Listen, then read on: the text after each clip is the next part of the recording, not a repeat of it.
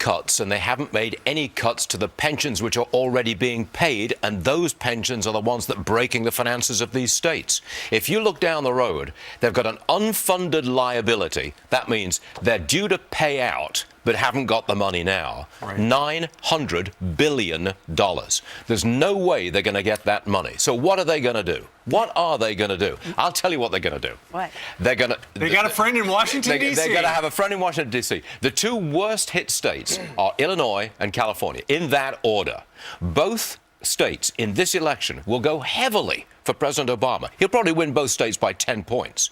The voters in those states are hoping that in a second term, President Obama will bail out the states which backed him up in the election. They're hoping for a bailout. That is their best hope. And you know what, Stuart? If the president wins re-election and does not ever have to face the voters again, he could do it because he could do that. There won't be the backlash at the ballot box for that guy. He'll have to get some agreement from Congress, or he could go round Congress and just allocate the money from someplace else, but somehow bail them out. That doesn't seem like something the president would do. What are they going to do? What are these states going to do?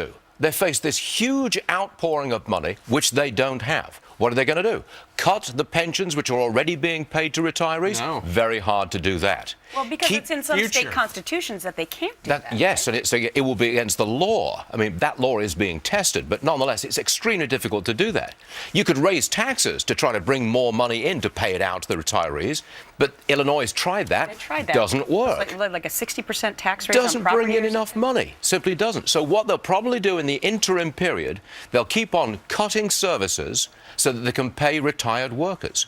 Hurt the young in education and young workers, fire them, get rid of them, and then pay off the retirees with the money you save. You know, it would be interesting if there was just a plan to grow, the economy. Yes. That's much better than trying to hit lotto and hoping the president will bail you out. That's the answer to everything. You've got to grow this economy. It's the answer to the unemployment problem. It's the answer to the debt problem. It's the answer to the debt problem. A partial answer. Here's why I think you're wrong, though.